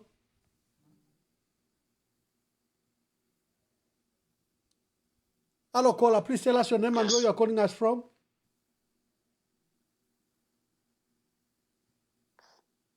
Hello, caller. I think we're caller Babalala. Maybe he held on for too long. Yeah, quickly, make your call so that you... Hello, caller. Please tell us your name and where you are calling us from. Mukambana Anonymous from Kanyama, Lusaka province. Kambanwa Anonymous. Muno Muzambia mulima problems yambiri manyingi. That's why vantu vambiri vambo kambata anonymous uyamba kuyopa vili vonse kukamba kuli na limit. Nangukamba vintu vanzeru veve vavitaninga vinkhala vintu vamene vili benzeru. So tisakila leader monga va Makebi vabwere vatitandize, otherwise vasogoleri vamene tili nawo manje apa awo mwandi kulibe vabwino. Everything is going worse. Thank you very much. Thank you. Thank you. Hello, caller. Please tell us your name and where you are calling us from. Good evening, Ambassador. This is Anonymous. Anonymous, make your contributions. Yes, I'll go straight to it and I'll be quick. I want to make first a comment and then a question. My comment is Zambia has indeed lost its independence. You see, I think that, the mines that we took over in 1964 have been handed back to foreign control. The racism that we saw in the 1950s have now, resurfaced in form of tribalism. Before independence, black people had no right to vote. Today, the UPND government is removing opposition parties such as the Patriotic Front and locking up strong voices that speak out. So I really think that we have lost our independence. Now, let me ask a question. 2 days ago, the Patriotic Front Secretary General Rafael Nakachinda was jailed for an offense based on a repealed law. And the members of parliament, those 9 members of parliament that he once defended, they've remained silent. Even the senior member of parliament who gave him that intelligence that President Hakainde Hichilema was allegedly meeting judges at night, he has also gone quiet. My question is, what is your message, President Makebi Zulu, to members of the Patriotic Front, especially members of parliament, for Nakachinda spoke and yet they are quiet, and for the rest of us who are members of Patriotic Front, who are quiet when we have seen that our Secretary General is behind bars for speaking out to preserve our seats in Parliament. Well, is this cowardice? What's your message to these members of Parliament and to the rest of the members of the Patriotic Front? Thank you very much. Thank you. Hello, caller. Please tell us your name and where you are calling us from. Hello, caller. Oh, seem to have lost this caller. Hello, caller. Please tell us your name and where you are calling us from. Hello. Hello. Good evening, sir. Good evening. Thank you so much. Am I loud and clear, sir? Yes, you are. Make your contributions. Thank you so much. Good evening, President to be Makebi Zulu. You are speaking to Siam calling from Zambia within Lusaka. My contribution this evening, I want to find out from you, the incoming President Makebi, that we have seen how institution of governance have been infiltrated with political hands. How are you going to make sure that this institution becomes independent? Because every politician, especially when they are in opposition, they talk much about independence of these institutions. When I say institution, I'm talking about number one, the police, judiciary, the registrar of society, and these other parliament, most institution of governance. How are you going to make this institution independent? Thank you very much. Because Thank you. I believe Thank you. Thank you. Thank you. This politician. Hello, caller. Please tell us your name and where you are calling us from. Good evening, Ambassador Mwamba, and good evening, Honorable Makebi Zulu. This is Lilian Mutambo calling from the UK. Yes, Lilian Mutambo from the UK. Make your contributions or questions. Okay. Yeah. So my own is we have seen how the UPND government has targeted all Patriotic Front members. I'm sure Makebi Zulu is aware because he's been their lawyer. My belief is that if he intends to stand as president, then UPND is planning a case on him or anything to ensure that he's blacklisted so that he doesn't stand. How is he going to maneuver with UPND Mingalatos that they've been doing, bearing the fact that PF does not have a political party and they're working with Robert Chavinga? And then secondly, we don't seem to see unity coming from the Patriotic Front, even though they feel they are the majority in terms of having many parliamentarians. But like the previous caller said, we haven't seen much solidarity, even for people who are arrested, just even commoners, even Facebookers or TikTokers who are arrested. It's like people are on their own. And we are seeing them trying to take the lead. In terms of Makebi Zulu's presidency, what assurance can he give to the Zambian people that all the people that have been arrested will be released from jail?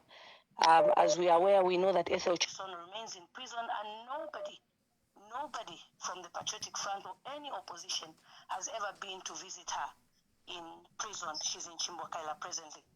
And thirdly, don't you think that the ambition of presidency presently with what is happening in South Africa is a bit too ambitious because of the fact that we have not yet settled the matters in South Africa? I'm saying this because previously we didn't see much of the Patriotic Front members campaigning, but as soon as they heard that Makebi Zulu wanted to be on the ballot, they've all started, going full throttle, and we've even forgotten that the former president Edgar Chagwa remains unburied. Shouldn't we focus on the impasse, and then Makebi Zulu would be appointed and just support other people that want to stand as presidents? Thank you so much. Hello, caller. Please tell us your name and where you are calling us from. Hello, caller. Good evening, Honorable Mamba. Good evening. Honorable Makebi Zulu. This is Jonas Alfred James Mungo. Make your contributions quickly. Like quickly to Honorable Zulu, the Zambians are calling you to pick up a challenge to contest 2026 general elections as president. Are you going to honor the calling of the Zambians, or you are going to pull them down? If in case you are going to honor it, what strategy are you going to use as other people are calling in social media, calling you Kamboizi, Kamnyamata, Kashitumbi? How do you respond to those queries from Facebook, from social media? Hello, caller. Please tell us your name and where you are calling us from.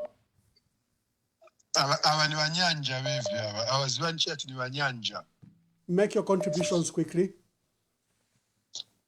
Honorable Makebi Zulu, Mazambianzi vaitana zina yanu vafuna muvachiterenda service yanu. So kupempa kwa vapempa Mazambianzi vapempa kuti mbwenu muvachose muri chinhu cholimba mane valiri. So ansi amene vapempa Mazambianzi muzakwanisa kusevenzera navo pamozi. I submit. Hello, caller. Please tell us your name and where you are calling us from. Hello, my name is Pumula Stumbeko from California. Queen Pumi, make your contributions. Yes, thank you, sir. Councillor Makebi, great to see you. And I have just one question, but before I ask, I just want to commend you for the great work you have done to serve the late President Edgar Chagwa Lungu. Tulipama kufitwa totela. There are very few men of your caliber who can withstand everything you have stood there to protect ECL's legacy and be with the family. You have actually become like a firstborn son of the late Edgar Lungu. May so rest in peace. We thank you and we hope that may God preserve your life. You have stood the test of time. That's why people are encouraged to even support you and think you are the chosen one, because you have shown us. You have not campaigned to say, choose me, I will do this for you. Your works have spoken to the hearts of all the Zambians. And this is one of the largest shows on EMB platform because of what you are. And leaders are chosen. A true leader from God will be chosen by the people, and the people have chosen you based on what you have done for us as a country and to the family of ECL. You are more than a lawyer. You are like a son to Esther Lungu, who wipes her tears, who wipes Betha's tears and Tasila's tears while they are being persecuted by a whole state machinery. Sorry, I am emotional. But, it's just sad as a country on our 61st independence, instead of celebrating, we are here to just put our heads together and pray and just seek God's guidance. And you are here, you are the center. If that's not a sign from God, I don't know what that is. It's like today is the Independence Day, and we are all here saying, Makebi, you are the one. Are you going to stand? We shouldn't be asking you. Actually, we should be telling you, because of everything, the stars have aligned. Now, my question to you is, ECZ is a big problem over there. There is no way we can run a free and fair election with the current situation at ECZ, combined with this Bill 7 technical committee. So what is your advice to us? And maybe for me, I'm just unsettled when I think of the current team at ECZ being the one to take us to this 2026 election. That is my question. Thank you. Thank you. Queen Pumi, yes. Thank you. Hello, caller. Please tell us your name and where you're calling us from. Hello, good evening. Good evening. Just call me Didi. Didi, make your contributions. Okay. Good evening, MZ8. Everything it's new. Makebi Zulu, stand as a president. People want you. You have a heart. Please, I'm going to say in Bemba, but ichukwanka bachimwena kumampalanya. Ba Makebi ifo twanpokelela. Bombeni kulinganisa omusungire ba Esther Lungu. Mwadina ba ICO lyomsero bale baputa wila mageti. Mwadina ba ICO lo bale batukensele. Mwadina ba ICO lo bale bashauta. Ba Makebi mbeni abantu ba Muzambia, beni ba president na abamita abantu ba mitemwa. Na tumona ma followers ale mkonka ku Facebook na ku WhatsApp konse. Ba Makebi, you have a heart. Mwana wa kwitu. Mwana wa kwitu, do good things to the people. Mwana wa kwitu, mwana wa kwitu. Dobuleni abantu. Balubuleni abantu balila. Pantu ifa tumwene, ukula constitution. Ukula itoba fepamaka, wachalande kwa titisaibalo. Uli wonse ngatma itisaibalo. If it is cyber, when people are commenting on WhatsApp or Facebook, they just say, I don't have a lawyer. I don't have a lawyer. I'm just going to close my mouth. I can't talk. Makebi, you are the one. You are Joshua. You are Joshua. God be with you. Don't fear anyone. God be with you. Thank you. Hello, caller. Please tell us your name and where you are calling us from. Yes, Ambassador. Make your contribution. Tell us your name and where you are calling us from. No, there is no need for me to tell you my name. I think I want just to say something to Honorable Makebi Zulu.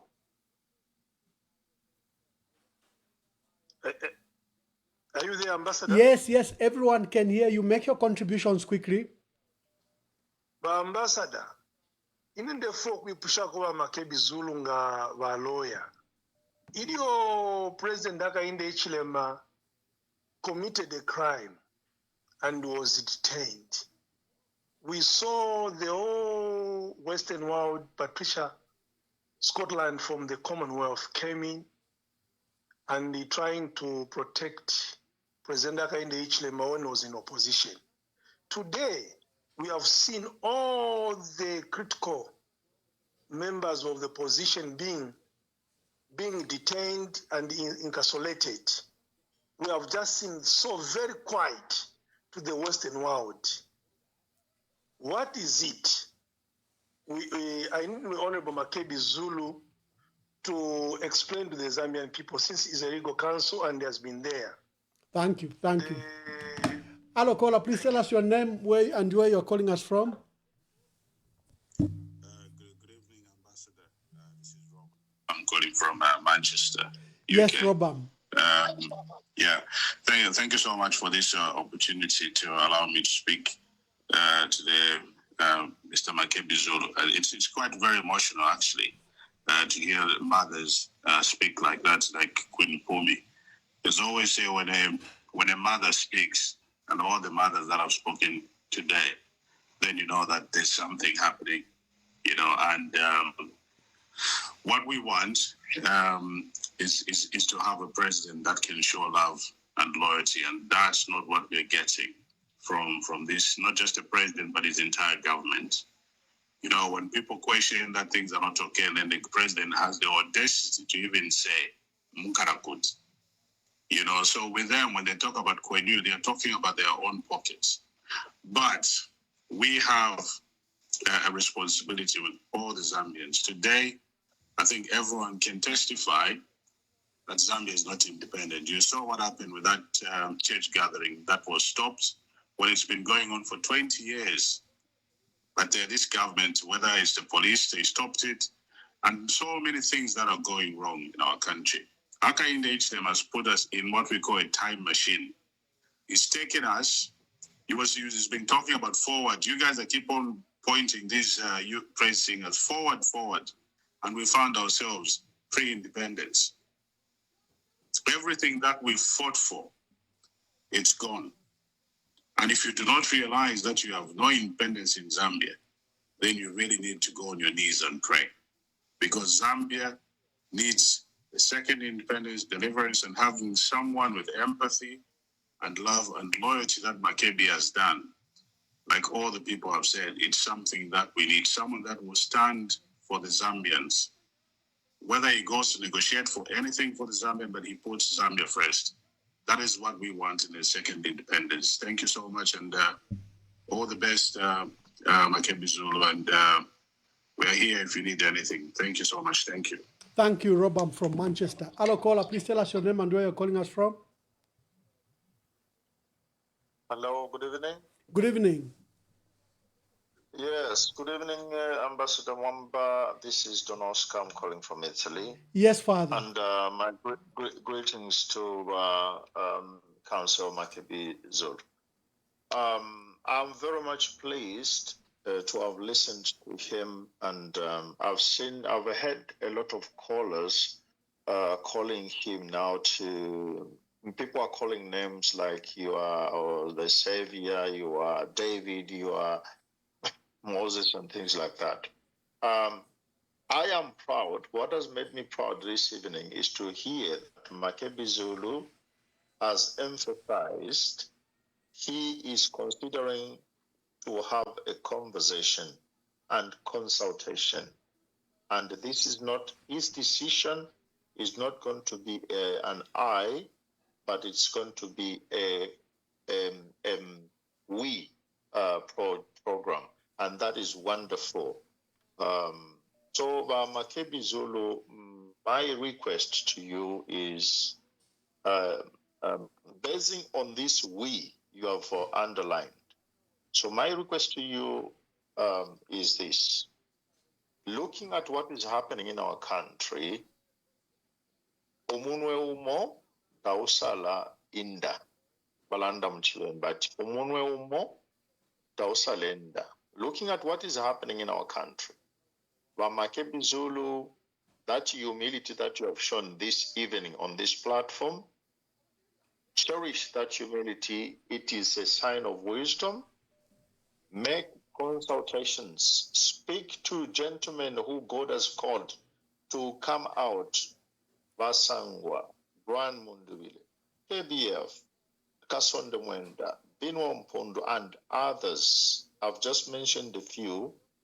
Please knock on their door. Sit down. Omunwe omo tausalanda.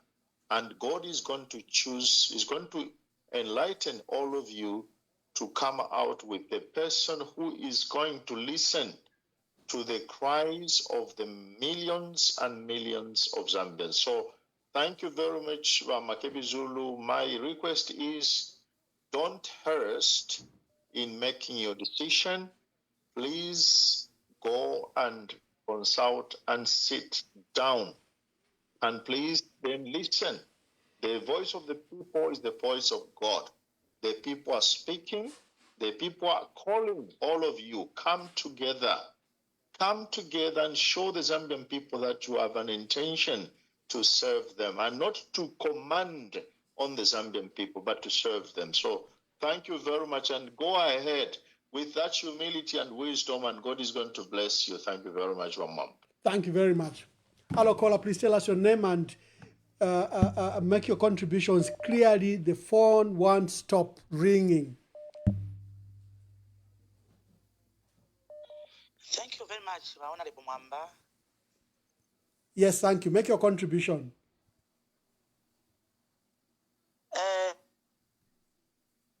Bana Angela, ndetu mina ku garden chirolo. Mkwai. Mfuika mkwai. Mkwai muleo mfuika landeni. Hello. We can hear you very clearly. Awe. Thank you very much, Honorable Emmanuel Mwamba. Ifo tulikunu maba Makebi Zulu. Pantu butushe wotwa na bufula ba Mwamba. Apa telefo omuntu wakwisa mukutulubula. Pantu na tuchula sana. Mone today it is independence nga abantu bale munika watudi bana banshiwa. So if we hope Yesu ili paliba Makebi Zulu. Kese turubula mu 2026 so that tukese kalako bwino. Aba fyashi besu bali tufumya machushi onsayo twapitamo. But by this time we are still suffering machushi ayene amwene mwamfa ba Mwamba. So if onse ikachene ni mubombele chapamo ba Makebi Zulu nga mwa president ba vice lero mwaisa pange chakosa twamibika mu 2026 mutufumyeko mu nsala twalya sana amaso ya pieces. Enough is enough. Bakainde mu 2026 bafure bafumyapo ama promises yabo na abafira complete tetulera mu blackout ubunga apabule abule dula fyonse tapare. So if we hope you see Makebi Zulu na group yabo alliance, because we know Makebi Zulu next 2026 Thank you very much. Hello, caller. Please tell us your name and where you are calling us from.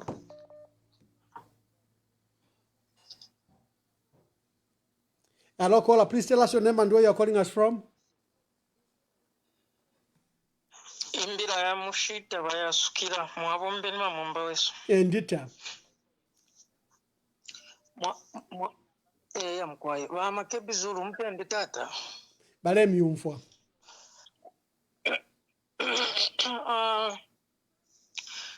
Makebi Zulu icha kubalika po ndetira alatata mwabombeni. Mwabombeni batata ba Makebi Zulu mulando wa kutusebulula ensoni. No kusebulula insoni family ya balungu. pali chiwa Makebi Zulu na debo kishapona timu wabo mbeni. Pakuimirira napachishinga ba Makebi Zulu twaishokera ti amaloyers abengi ba Makebi Zulu lupia bafuwa ya pantu balula ichabupe chabo chilya nangu ichabupe chabo nga business lero mukumona kwandi nangula tefyo chiri ngefyo chiri nangu tefyo chiri ndetira ba Makebi Zulu ndechetekero ubuteko obubu ababa bakainde chirema bwali michitapo nawo folupi olwingi sana pakutira tiwenga munafe mwenga chita convince ilya family okutira ti uli omubiri mulete kuno ku Zambia nokuisa sebana uli omubiri muno mu Zambia lero pali buchinga tibwenu ba Makebi Zulu na muimini nafe apa kosa mkwayi okuchita bwino advise family iyo yaba yashiba Edgar Chakwalungu na pali chi tuletira mwabombe ba Makebi Zulu nshaye sana muri ashirieni ya politics pantu mwachasuka bwino kutira ti mufure mwabimfuira mwamfu abantu fe balala efe balalanda abantu balasumni nokutira ti mumwimini nenga bakateka nangula iyo idya eyo tulanda mukibembe kutira ti wisdom kibembe chondiranda ti mukibembe tini wisdom. Thank you very much. Thank you. Hello caller, let me take this one as the last caller. Hello caller. Hello, good evening, Ambassador Mwamba and Honorable Makebi Zulu. Good evening. First of all, let me make mention that Honorable Makebi Zulu, you are a likable individual, and you don't have to lose elections 5 times to become president. So already that's a strength. But I must make mention and make it very clear that you have been very slow as opposition leaders and yourself. We need to be steadfast right now. Okay, because towards 2026 general elections, you are lacking political preparedness. So you need to be fast. Okay, all the opposition leaders, you are taking time to make action. You are taking time to make the critical decisions. So please, as much as you are consulting, know that Honorable Makebi Zulu, people want you, and make that decision ASAP. Thank you. Thank you very much. Hello caller. Please tell us your name and where you are calling us from. Good evening, Ambassador, and good evening, Honorable Makebi Zulu. This is Abraham Rooney Kapia calling from the Copper Belt. Yes, Abraham. Thank you so much. Honorable Makebi Zulu, I would like to find out, how are you going to help us? You know, we've been crying for a stop from the government to, like, they want to amend the constitution, and we don't want them to do that. But it seems like they are so powerful, they can't listen to us, and you know, whatever we say, it's like nothing to them. So how are you going to help us? Since we don't want them to amend the constitution, we may be saying, no, we'll come and deal with them in 2026. What if they change that constitution and maybe we'll not have that power to even change the government next year? Because if they change this constitution, if they amend it, we're going to have a problem, maybe even when it comes to elections. So I was thinking maybe if you, as a lawyer, as a constitutional lawyer, can help the country to fight this one, because it's dangerous, and our country, where it's going, is we don't even really know where we are headed. And secondly, Honorable, we've heard people calling your name to say they want you to lead this country. I think even if you never had those intentions, then I think you need to have them. If you never had intentions to come and contest, then please, sir, this is the right time to contest. And personally here myself, I'm saying we need you to come and contest. Yes, we have a lot of leaders that are vying for the same position, but please, sir, they're also calling for your name, and please come and contest for the presidency. We will support you. Thank you. Yeah, I keep on saying the last caller. Okay, now you are the last caller. Thank you so much, Ambassador. Always a pleasure to call in, and thank you for the platform. I'll remain anonymous. Yes, anonymous. So sad that it's the first time in Zambia that being anonymous has become a norm. You know, it's unfortunate. I would like to commend Honorable Makebi Zulu for the work that he's done. people may be seeing it from the political lens, but I see it from a lens of being principled and being grounded to what you believe is right. I wouldn't be happy for my relative or my parents' body to be, brought back in the name of dignity, but all because they want to stage it for, laughter and mockery. I wouldn't do that. So there are so many people that have been doing that, and that has just brought, a part of Makebi Zulu that people did not know. Besides the brilliant mind of a lawyer that he has, he's just made himself to get known and to be staged, for what he's able to do. Thank you so much. Zambia at 61, there's so much to talk about. Ambassador Mwamba, we keep complaining. We keep talking about, a government that lies to people and makes it a norm. Just the other day, I was seeing a whole Republican president lying about facts that could be verified by even a 7-year-old child, saying when the PF left government, the dollar was at 24 against the kwacha. Who cannot find that information on the internet? And then he says they've stabilized it to 22 when the records were actually, showing that it was towards 23. When PF left government, the dollar was 17. Right now, it's at 22 to 23, and someone is happy lying to the people. All they do is lie, and you can't trust them anymore. The PF and the Tonse Alliance should unite at this point, create a force that will redeem the Zambian people. Some of us are calling from outside and may not really face the problems directly, but in one way or the other. That's why you see a lot of callers coming from, overseas and abroad, because they are still connected to the Zambian people, and the problems of the Zambian people are still our problems. Thank you for this platform. Don't undermine it, Ambassador. You're doing great, and God bless you for it. Thank you. Thank you very much. We have to end. As you can hear in the background, the calls are still coming in. Queen Pumi says she's so emotional because this is one of the largest on this platform that she has watched. We are on X, we are on YouTube, we are on TikTok. On my page alone, I've had almost 96,000 views as now. If you go to my page, you will find that 95,000 people have viewed. This is one of the largest broadcasts that we've had live. I know the numbers do build up later, but I don't know where the numbers will go if up to 95,000 people viewed this broadcast. And remember, we had that disruption for 1 hour where there was no volume, but people did not go away. Instead, they built up. One of my social media experts had even said, "You are being unfair to Makebi Zulu. Why are you hosting him on Independence on Friday and will be drunk by the time you are broadcasting?" But against all those odds, Makebi pulled the numbers. I think what the Zambians are saying, Makebi, is they are giving you flowers. They are recognizing, despite the insults, despite what you've gone through, the Zambians today rallied around you and supported you. And many even called for your leadership for this country. So let me invite Honorable Makebi Zulu to make his last remarks. This broadcast has been a humbling broadcast for me. And thank you, Zambians. Thank you for rewarding, people that are selfless in their ways. And Makebi Zulu has received insults. He has received attacks. But today, you came literally emotionally just to give him that edge. So thank you for that. Honorable Makebi Zulu, the number is, as the phones is still ringing, but we have to end the broadcast. Let me invite you to answer some of the questions and give your last remarks. Thank you very much, Ambassador. I'm very emotional, I must say.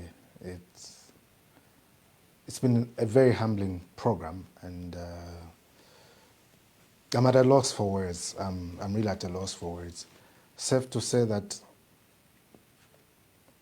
every Zambian should know that the law is intended to protect them from any form of tyranny, either in leadership or any form of tyranny. The law is intended to protect them.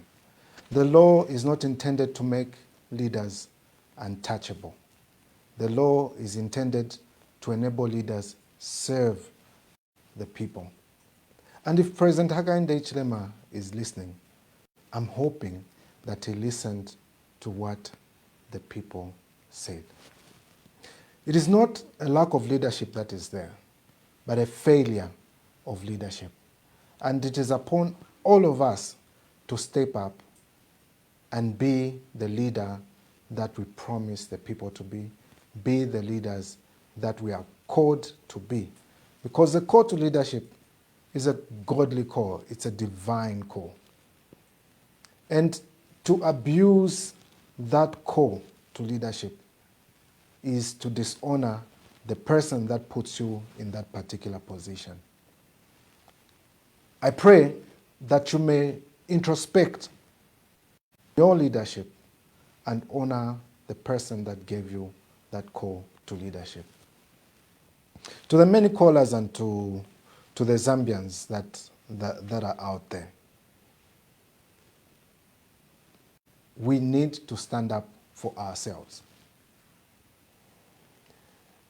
It is not right that we should be considering people that speak the truth, a person who speaks the truth, as being brave. Telling the truth is not an act of bravery. That is how we are supposed to be. That is what we are called to be. And in so doing, we'll be of service to everyone. This call to duty is a call for everyone. I'll say it again, it's a call for everyone. No one is going to come from outside Zambia to save us. We must save ourselves. We should save ourselves. And we have processes that we have put in place to save ourselves. Let's honor those processes. Even if we're going to choose Queen Pumi and say, Queen Pumi, stand. Let us all rally behind Queen Pumi because that leadership is from God. You have called on me to stand, and I'm saying it is not about me, it is about all of us. And in these consultations, like Father Pombe Oscar Mansa has said, it is a matter of consulting and a matter of everyone coming together. What I hear the Zambians say is that everyone in the opposition come together, let us save our country, because no one else is going to save us. So my call is to Dr. Sangwa. My call is to KBF. My call is to Brian Mundubile. My call is to our acting president, Lubinda. My call is to Kasonde Mwenda. My call is to Chishimba Kambwidi. My call is to every leader of the opposition, every leader within the party, every leader outside the party. Can't we do this one thing for Zambia? Can't we come together and unite for Zambia? That is what Edgar Lungu died for. When he was coming back to politics, he said the idea was to unite. When he was part of UKA and part of Tonse, the song that he sang through and through was to unite the opposition for purposes of saving our country. There will be a failure of leadership on the part of the opposition if we do not come together. We need to come together for the sole purpose of saving our country. And duty calls now. This call is not to any one individual. This call is for all of us to come together and deal with the issues that our country is facing. Because only us as Zambians, only we as Zambians can save our country. And like I did say earlier, this is not a we factor. We'll continue to consult. And the very people that I've mentioned here, and others that the clergy, and all those that are informed, are involved in the country, in the running of the country, even you in the diaspora, let's engage in this conversation. Let us make a firm decision and save our country as one. Let us do that, and we will see greater things happen in our country. Your call must be heeded to, and your call will be heeded to. In the meantime, let us concentrate on coming together. Then we shall emerge as one, and this leadership will be a leadership of oneness, for that is what we are, and that is what Zambia is. Thank you very much for hosting me, Ambassador Mwamba. Thank you for this opportunity. This has been a very humbling experience, and I'm grateful for this opportunity. The Lungu family is grateful for this opportunity to also speak to the people and let them know exactly what is happening. You have not been neglected as Zambians. You have not been denied an opportunity to bury President Edgar Chagwa Lungu. That will be done, and you will bury President Edgar Chagwa Lungu with the dignity and honor that he deserves. I'm grateful for this opportunity once more. Thank you, Ambassador.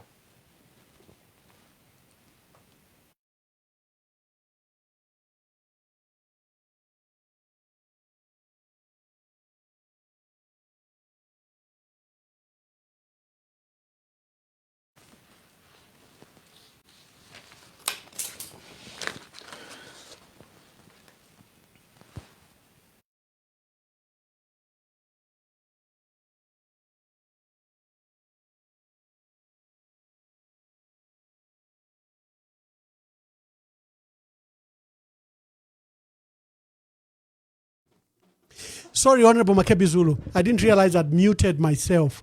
But there's a question of faith. Before I let you go, there's a question of faith. Would you like to answer that question? Yes, I would love to answer that question because I'm not ashamed who I am. I'm a Christian, I'm born again, I fear the Lord, and I serve the Lord. Thank you so much. Wonderful. Thank you very much. To our dear viewers, thank you for your patience and thank you for staying there very late to watch this broadcast. And we are humbled by the huge numbers that have turned up to the broadcast, almost going to 100,000 views just this evening. God bless you. And until we have another broadcast, I think on Monday, happy independence and reflect on our country. Our country can be better.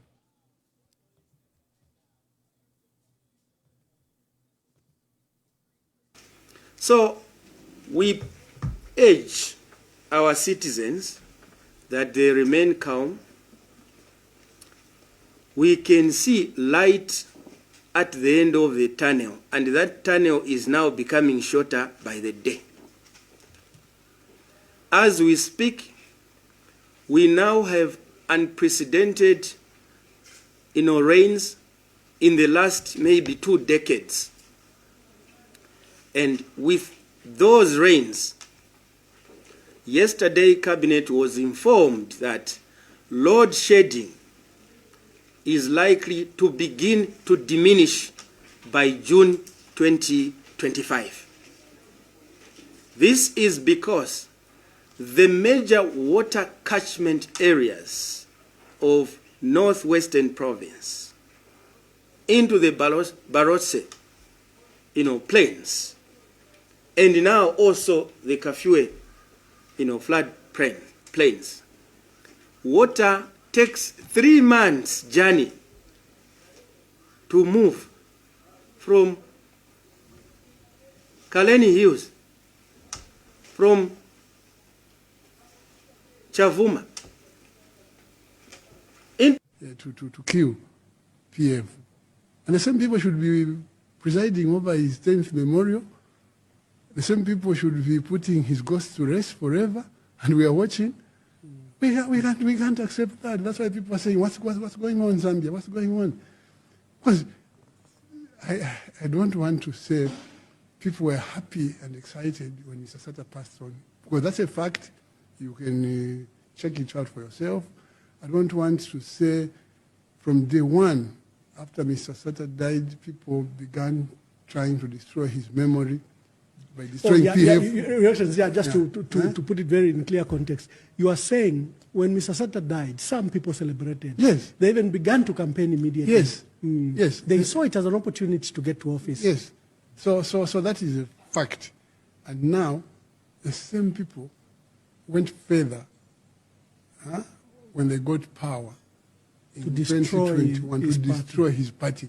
And tomorrow they want to attend the memorial to make sure that even his party dies with him forever. We can't allow that. So for me, I'm waiting between now and tomorrow morning to see what happens. How can you allow somebody who has murdered your son or your daughter and you are still mourning to come and attend the funeral and be made to speak at the funeral? But how good your son was. And you know about it, you say, wait a minute, what's happening? And I think I can just say the whole thing, I summed it up when I spoke to one guy. I said,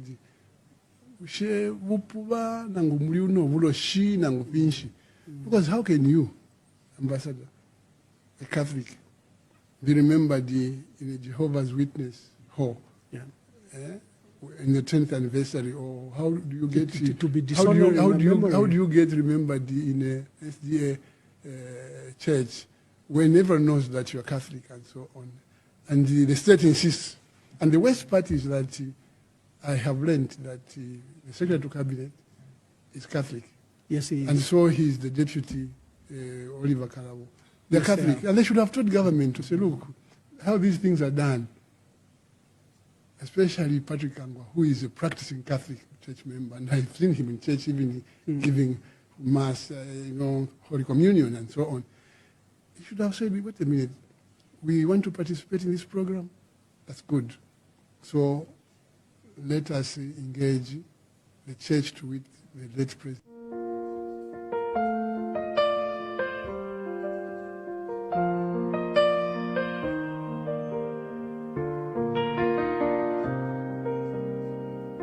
Today we stand at a crossroads, not just of politics, but of conscience.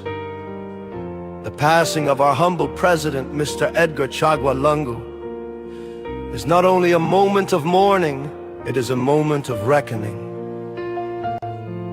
Let this be a message to every future politician of Zambia. Power is not a crown. It is a responsibility. You are not above the people, you are born of them. You are raised by their trust, and you are judged by how you honor it. What we witnessed during President Lungu's health challenges must never happen again. No family should be dragged through courtrooms while grieving. No widow should plead for dignity. No orphan should wait for justice to bury their father. This is not the Zambia we were meant to be. Let us start over. Let us rebuild, not just our institutions, but our hearts. Let the death of President Lungu remind us that we are each other's keeper. That love is not weakness, it is our greatest strength. That the Bible commands us to care for the widow, the orphan, and the stranger.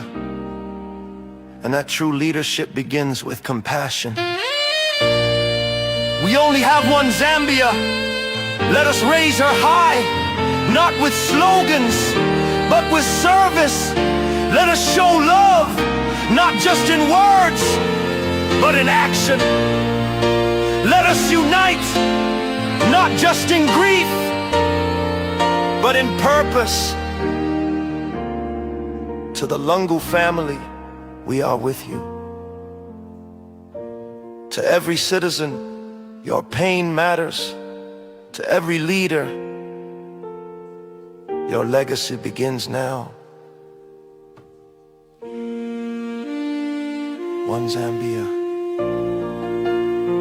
one nation, one heart.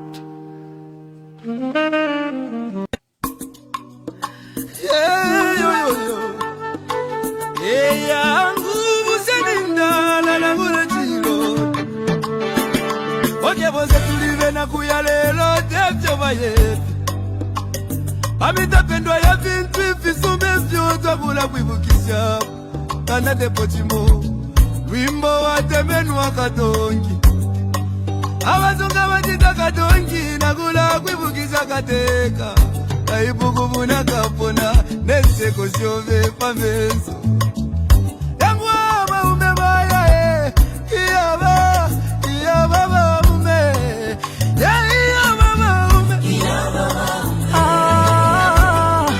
Kateka wa bantu Twakulila, lelo twakulila